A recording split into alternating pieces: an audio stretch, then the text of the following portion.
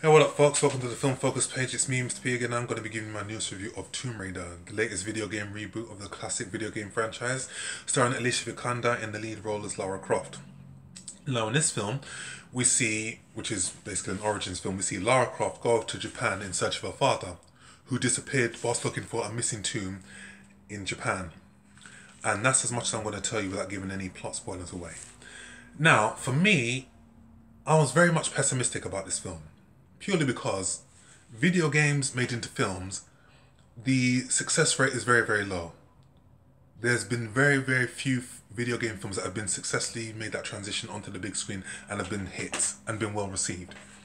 You know, Mario Brothers, Mortal Kombat, Street Fighter, Assassin's Creed, Max Payne, the list is endless. These films were originally video games and were poorly made into films.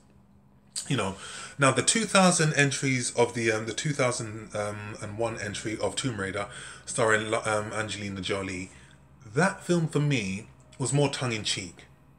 The visual effects were shaky. The action sequences were okay in parts. It was more video game-esque type action, more comic book based action, and it did have some enjoyable sequences in this film. But as a film, it was adequate. You know and it was just one of those films that you thought, okay, adequate, meh, not something that I can write home about. But when I saw this film, I thought, okay, is this film going to be in the same pantheon as Street Fighter, Prince of Persia, as being an unsuccessful reboot? I have to say that coming away from this film, I was pleasantly surprised. I found this film to be thoroughly entertaining. Alicia Vikander, who has been getting mixed reviews from critics in terms of her interpretation of Lara Croft. Some saying that she was really, really good, some saying that she was bland. I found it to be very entertaining. And again, this is a young Lara Croft that we've been introduced to. I liked how this film was made for a present day audience. It wasn't a film that was, how can I put this, made for the MTV generation where it's comic book and it's stylish. No, this film is very much realistic.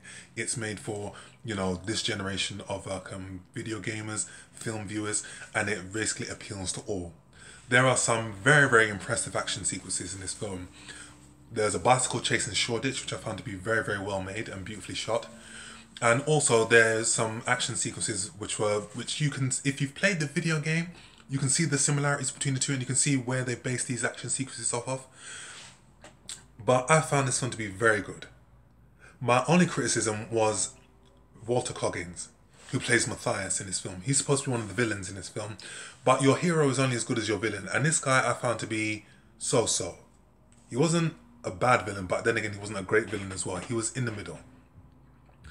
And, you find that in this film, without giving too many plot spoilers away, that the way that this film ends, there's an inclination that there will be a sequel. And that this character that he plays, Matthias, was just a small pawn in a really, really larger part of the storyline, which will maybe be expanded on when they do a sequel. But with that being said, as video game entry goes, this film has to be up there as one of the best reboots that I've seen in a while. Better than, previous entries, better than Assassin's Creed, and the irony is, Michael Fassbender, who was in Assassin's Creed, is actually Alicia Vikander's husband, who plays Lara Croft. Ain't that something? But this film as a whole, I found it to be pleasantly surprising.